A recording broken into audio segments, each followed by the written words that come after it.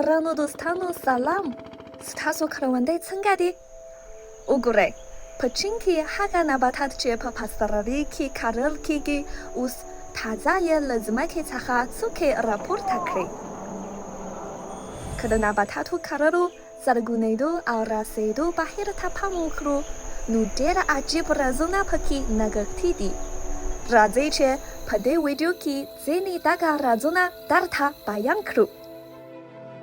تخمونه په پاسدارۍ کې کرل کیږي ټوکه کوي غوړېږي او د راتلونکي حاصل لپاره زرغونېږي د چین په شمال ختیځ په برخه کې حاصلخیزه تورې ځمکې شته که د کرنې طریقه یو شان وي نو تورې ځمکې د عادي ځمکې په پرتله ډېر او ښه حاصل ورکوي وګوره دغه لوی ماشینونه ځمکه اړوي او شورې کړي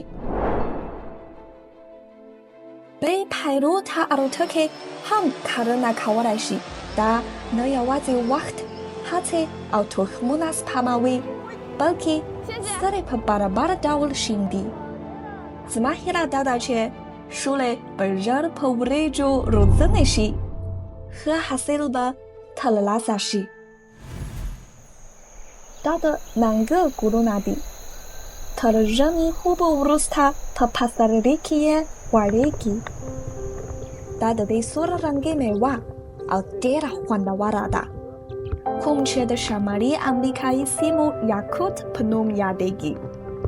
دلته د هغې د اصلي ټاټوبې ته ورته د روزنې چاپېریال شته چینایان د دې تخمونه څېړنه او اصلاح کوي تر څو دلته له خاورې او هوا سره مناسبه شي حتی هغوی یې فضا ته واستول شاید چې له فضا څخه راستنه وروسته به یې میوې لا سره او غټې وي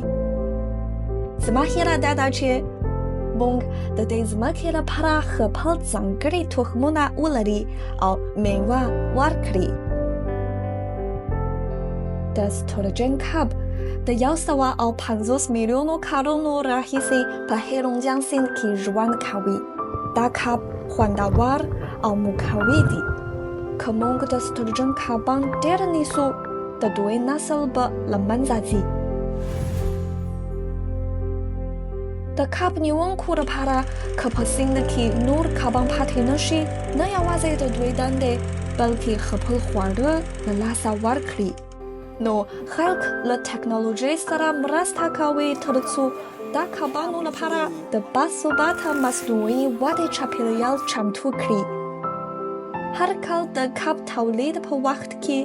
سلګونه زره کوچني سټورجن کبان بیرته سیند ته خوشي کیږي